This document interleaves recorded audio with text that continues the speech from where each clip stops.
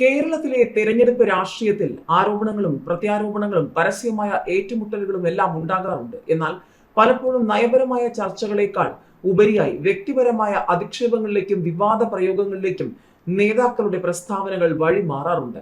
ഇത്തരം വിവാദ പ്രസ്താവനകൾ വലിയ വാർത്താ പ്രാധാന്യം നേടാറുണ്ടെന്ന് മാത്രമല്ല, വോട്ടർമാരുടെ വികാരങ്ങളെ സ്വാധീനിക്കാൻ ഇത്തരം പ്രയോഗങ്ങൾ പലപ്പോഴും കാരണമാകാറുമുണ്ട്. ഏതായാലും മുഖ്യമന്ത്രി പിണറായി വിജയന്റെ പരനാറി പ്രയോഗം മുതൽ കോമാളി വരെ, ചെറ്റത്തരം പരനാറി പ്രയോഗങ്ങൾ മുതൽ തോമസ് ഐസക്കിന്റെ കോമാളി പരാമർശം വരെയുള്ള വിവാദ പ്രസ്താവനകൾ വോട്ടർമാരെ സ്വാധീനിക്കുകയും വലിയ വാർത്താ പ്രാധാന്യം നേടുകയും ചെയ്യുകയാണ്. ഏതായാലും CPM-നും ഇടതുമുന്നണിക്കും വമ്പൻ ചോദ്യങ്ങളാണ്. നിയമസഭാ തെരഞ്ഞെടുപ്പ് പടിവാതിൽക്കൽ എത്തി നിൽക്കെ മുഖ്യമന്ത്രി പിണറായി വിജയൻ തന്നെയാണ് ഇത്തവണ വിവാദങ്ങളിൽ നിറയുന്നത്. സുധാകരൻ CPM ഇട്ടതിന്റെ ചെറ്റത്തരം എന്നാണ് മുഖ്യമന്ത്രി വിശേഷിപ്പിച്ചത്. പരനാറി സുധാകരനെതിരെ നടത്തിയ ചെറ്റത്തരം പരാമർശത്തിന് സമാനമായി 2014 പിണറായി വിജയൻ തന്നെ നടത്തിയ മറ്റൊരു പ്രയോഗവും വിവാദമായിരുന്നു.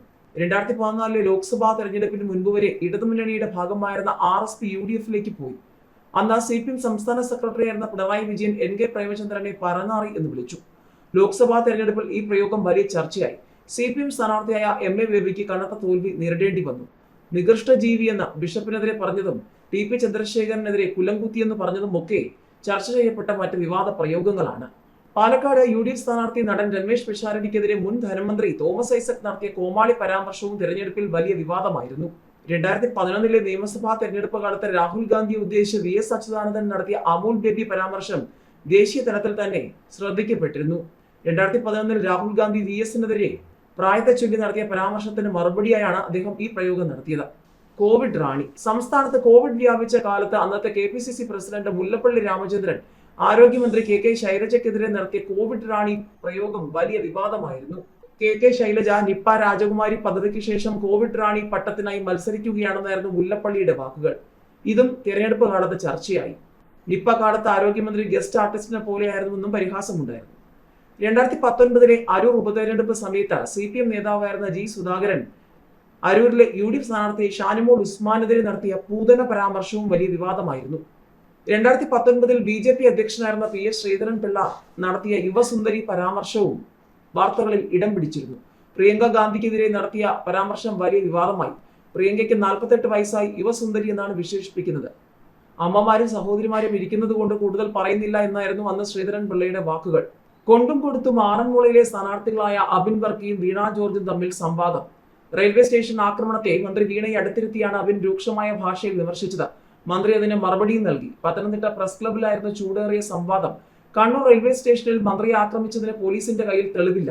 ഇനാം പ്രഖ്യാപിച്ചിട്ട് ഒരാൾ മുന്നോട്ട് വന്നില്ല. ഗുരുതരമായി പരിക്കേറ്റ മന്ത്രി എങ്ങനെയാണ് കാറിൽ പത്തനംതിട്ടയിൽ വന്നത് എന്നായിരുന്നു അബിൻ വർക്കിയുടെ ചോദ്യം.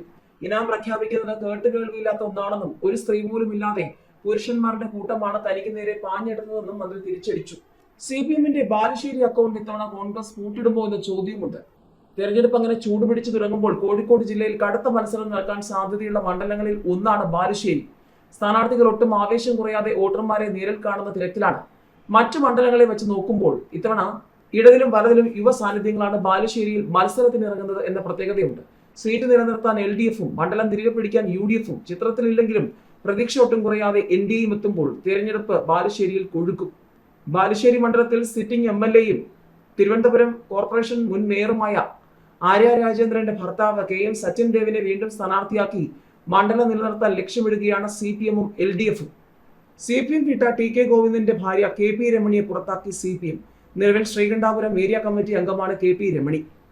TK ഗോവിന്ദന്റെ UDF തെരഞ്ഞെടുപ്പ് കൺവെൻഷനിൽ രമണി പങ്കെടുത്തിരുന്നു. പിന്നാലെയായിരുന്നു സസ്പെൻഷൻ നടപടി.